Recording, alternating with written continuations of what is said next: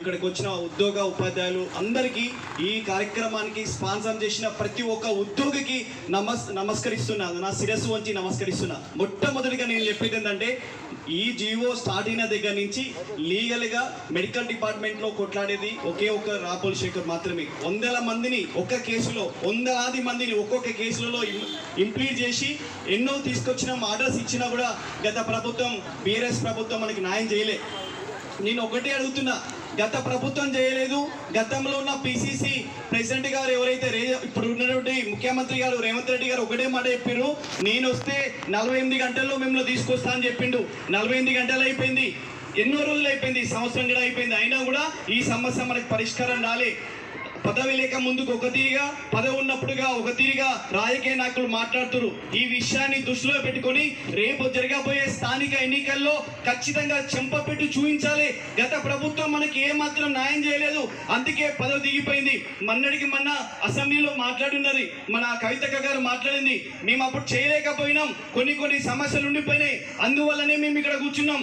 మీరు కూడా మాలాగా ప్రతిపక్షంలో కూర్చోవాలనుకుంటే చేయకండి అని చెప్పేసి మొన్న ఆల్రెడీ మాట్లాడింది కవితక్క గారు. హరీష్ రావు గారు మాట్లాడిరు, క్లియర్ గా మాట్లాడిరు, మీ ఇష్టం, మీరు పిఆర్సీ ఇయ్యరా, 3170 చేయరా, డిస్లోకేటెడ్ వాళ్ళకి న్యాయం చేయరా అని చెప్పేసి వాళ్ళు క్లియర్ గా మాట్లాడడం జరిగింది. జీవన్ రెడ్డి గారు మాట్లాడారు, ఇది చేయాలి అంటే టైం పడుతుంది, 6 నెలలు కావచ్చు, సంవత్సరం కావచ్చు, 2 సంవత్సరాలు కావచ్చు, ఇంకా జిల్లాలు మార్పు చేసుకోవాలి, జోన్లు మార్పు చేసుకోవాలని వాళ్ళు కాకమ్మ కథలు చెప్తున్నారు. కానీ ఇది కాదు. అసలు ఏదైతే కాన్ఫిడెన్షియల్ రిపోర్ట్ ఉందో దాన్ని బహిర్గతం చేయాలి. వెబ్ పోర్టల్లో, ఆన్లైన్ వెబ్ పోర్టల్లో మేము పెడతామని చెప్పారు, కానీ అది పెట్టలే, ఇంతవరకు ఎవరు చూపలే. ఈ తెలంగాణలో ఉన్న ఉద్యోగ సంఘాలు ఎన్ని ఉన్నాయో అన్నింటిని మించినా కూడా వాళ్ళ ఏదైతే కాన్ఫిడెన్షియల్ రిపోర్ట్ ఉందో 3170 గురించి క్యాబినెట్ సబ్ కమిటీ వాళ్ళు ఇంతవరకు దాన్ని ఓపెన్ చేయలే. దాన్ని బయట పెట్టాలని ఈ సభాముఖంగా అందరికి చెప్తున్నా. నెంబర్ 2, ఎవరైతే రాష్ట్రంలో డిస్లోకేటెడ్ ఎంప్లాయీస్ ఉన్నారో ప్రతి ఒక్కరికి న్యాయం చేయాలి. ఏదైతే 37/2024 యువ నోటు వెరీ క్లియర్ గా ఉంది, డిస్లోకేటెడ్ ఎంప్లాయీస్ కి ఖచ్చితంగా న్యాయం చేయాలని ఉంది. ఆ డిస్లోకేటెడ్ ఏదైతే 21, 23 ఏదైతే యువ నోటు ఉందో దాన్ని ఖచ్చితంగా ఇప్పుడు స్పౌస్, మెడికల్, మ్యూచువల్ రేపు 31వ తారీఖు నాడు అయిపోతుంది.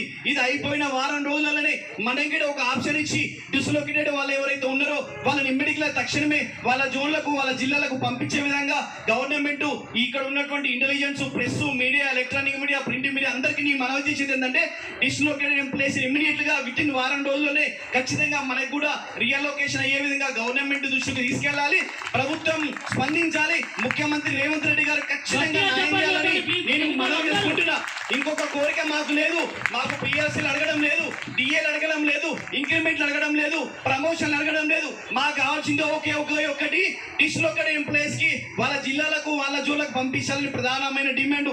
ఇక్కడ వేలాదిగా వచ్చినటువంటి ఎంప్లాయీస్ ఎందుకోసం వచ్చిరు? నన్ను చూసుకోండి. మొన్నటికి మొన్న ఆదివారం మన ఇక్కడ ఈ ఇందిరా పార్క్ దగ్గర మీటింగ్ ఉంది అని చెప్పితే పర్మిషన్ ఇవ్వలేదు పోలీసు వాళ్ళు.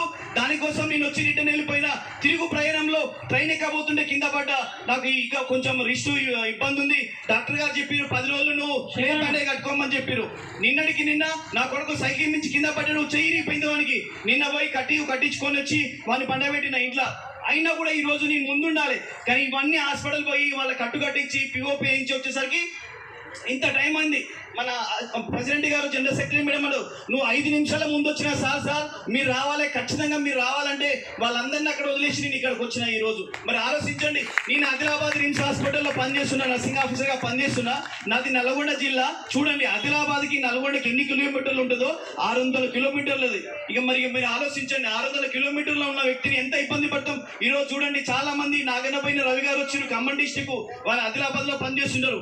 ఇక్కడ చూడండి, అక్కడ విపణగాల్లో పిఎస్సీలో పనిచేస్తారు, వాళ్ళది వచ్చేసి హైదరాబాద్ రాత్రి కిరణ్ కుమార్ సార్. ఇట్లా చెప్పుకుంటా పోతే మా జోనల్ పోస్టులు 600 కిలోమీటర్లు, 700 కిలోమీటర్లు, 800 కిలోమీటర్లు. ఇక ఇందిరా మేడం ఉంది, కలిసే మేడం, వాళ్ళదైతే ఇక ఖమ్మం డిస్టిక్, మేడం నిజామాబాద్ లో బన్సువాడ దగ్గర ఏరియాలో పనిచేస్తారు. ఇట్లా మా జోనల్ పోస్ట్ అయితే మరీ ఘోరం. అందుకే నేను అడుగుతున్నా, ఇక్కడికి వచ్చిన ఉద్యోగ ఉపాధ్యాయులకు, స్టేట్ లీడర్లకి అందరికీ కూడా పేరున ధన్యవాదాలు తెలియజేస్తున్నా. ఇప్పుడున్నటువంటి ముఖ్యమంత్రి గారికి ప్రతి ఒక్కరి కమిటీ చైర్మన్ కి కాంగ్రెస్ వస్తే కన్నీళ్లు దురుసు అనుకున్నాం, కాంగ్రెస్ వస్తే కష్టాలు దూరం అయితే అనుకున్నాం, కాంగ్రెస్ వస్తే మంచి జీవితం ఉంటుంది, ప్రభుత్వ ఉద్యోగులకు న్యాయం జరుగుతుంది అనుకున్నాం, 317 క్లియర్ చేస్తారు అనుకున్నాం. కానీ ఈ ప్రభుత్వంలో ఏది జరగలేదు, అంటే టైం కావట్లేదు. ఇప్పటికైనా నేను ఒకటే మాట చెప్తున్నా, ఇందిరా పార్క్ సభాముఖంగా అందరి ముందులో కూడా చెప్తున్నా, 317 డిస్లొకేటెడ్ ఎంప్లాయీస్ కనుక ఫ్యూచర్ లో న్యాయం చేయకపోతే, ఈ మంత్రులు న్యాయం చేయకపోతే వచ్చే ఎన్నికలలో, స్థానిక సభ ఎన్నికలలో తీవ్ర ప్రభావం జరుగుతుంది. ఎమ్మెల్సీ ఎలక్షన్ కూడా ఓడిపోతారని చెప్తున్నా. ఇంట్లో రాపర్ Shekhar nursing officer in Adilabad. Thank you all. Thank you. ఇక్కడ ఏం మాట్లాడాలో నాకు అర్థమైతే కానీ ఒక్క మాట నేను చాలా క్లియర్ చెప్పాలను. మేము జిల్లాలో తిరుగుతున్నప్పుడు చూస్తున్న సమస్య ఏంటి, ఒక్కొక్క మా నర్సింగ్ ఆఫీసర్ అనే ప్రొఫెషన్లో 98% ఫీమేల్ డామినేషన్ ప్రొఫెషన్, అంటే 98% మహిళలు మాత్రమే ఉన్నారు మా వృత్తిలో. మేల్స్ ఉన్నది ఓన్లీ 2% మాత్రమే. కానీ ఈ జిల్లాలో డిస్లొకేషన్ 317 ఎఫెక్టెడ్ వల్ల కొంతమంది మహిళలు